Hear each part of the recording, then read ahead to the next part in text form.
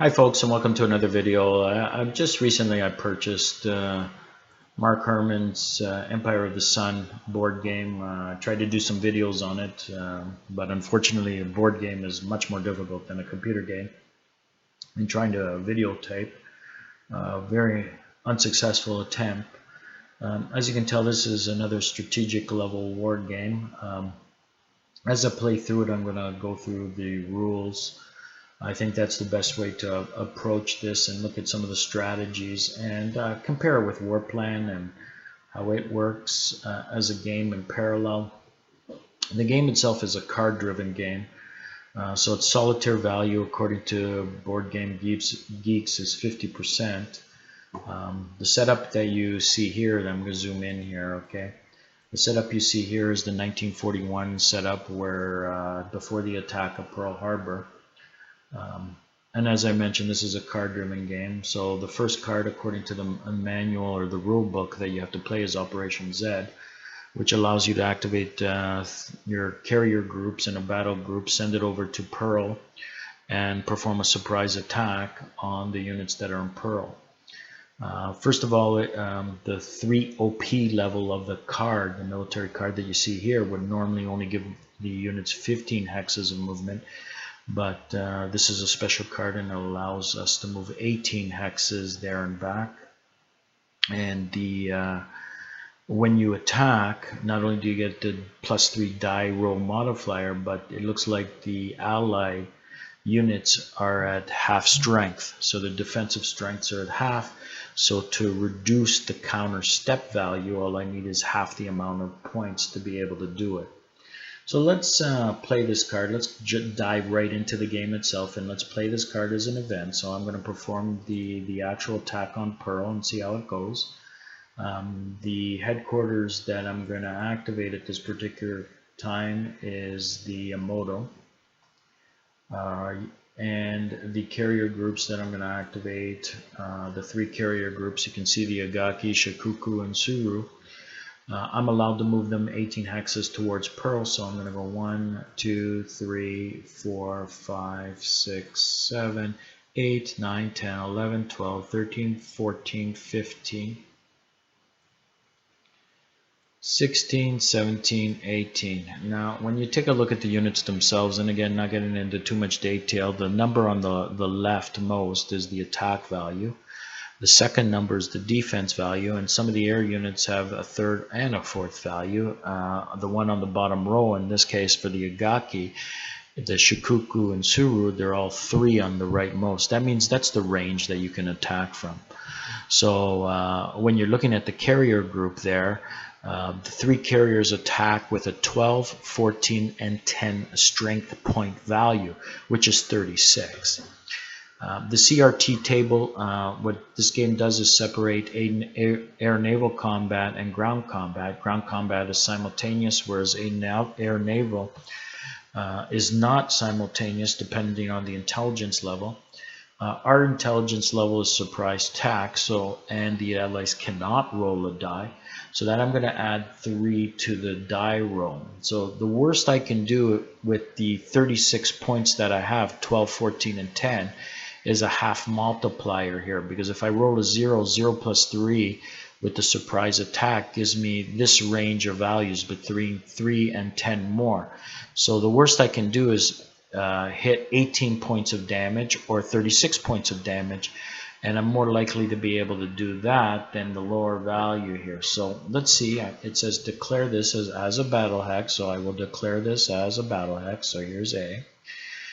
Joining the battle will be the carrier groups, and they've been activated.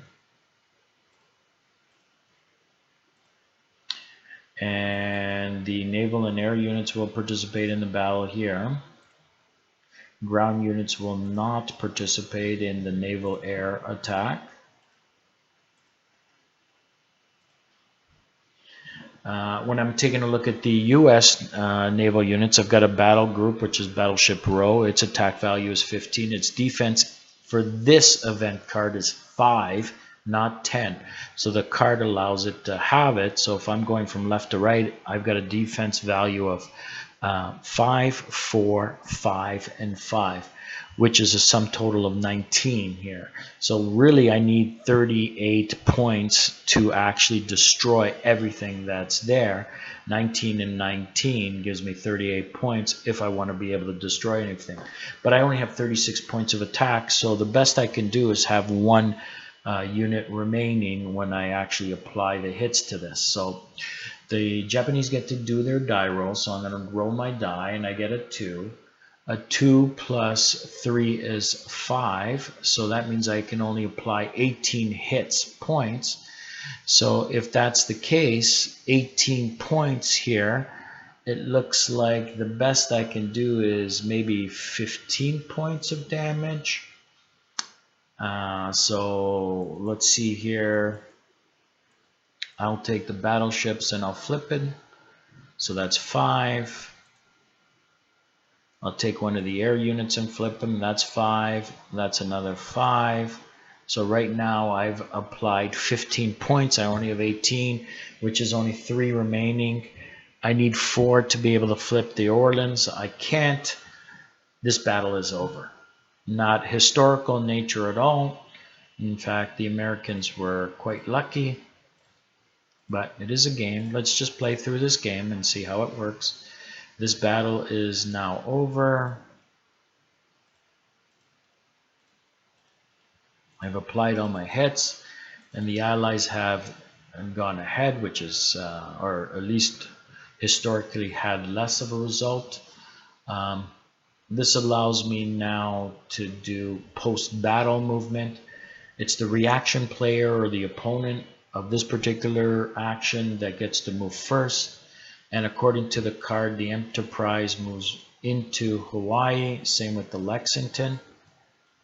And what ends up happening, oops, I missed that one. What happens is now, once the post-battle movement for the Allies is done, it's the Japanese turn to do post-battle movement. Now, historically, this group went back to Japan. I'm not going to do that.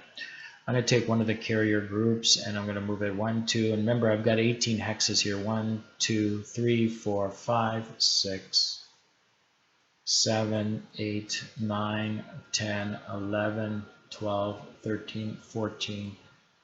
And move there. I'm going to move it with the battle group. So that's less than 18. That's anti-Wewok. And I'm going to move the other units by Guam there. So they're going to land in Saipan. So I got 1. And I move both of these together. Let's see. 1, 2, 3, 4, 5, 6, 7, 8, 9, 10, 11, 12, 13, 14, 15, 16, and 17. Now, why would I do something like that? Well, in this game here, air power and naval power are really important by their zone of influence that they carry, which I really enjoy, by the way. Great idea. In other words, you'll have to neutralize these zones of influences to be able to do certain things. As you play the game, you'll start to realize that.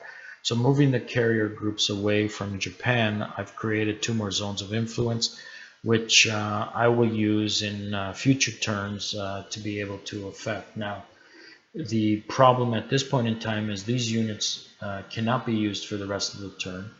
So I will need to deactivate them. And the headquarters unit.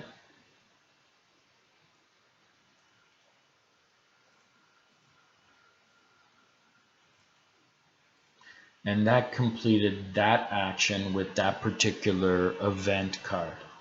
As you can see in the 1941 turn, operation number 1, IAI, also needs to be played. I will do that in the next video and see how that turn is added to the Pearl Harbor attack. And then we'll do a comparison with War Plan with 1 move within, or 1 turn move with that, and see strategically how the 2 games play out. Thanks for watching. This is a great game, by the way. If you don't have it in your collection, it's definitely one to get. I highly recommend it. A lot of fun. Thanks for watching, everybody. We'll see you soon.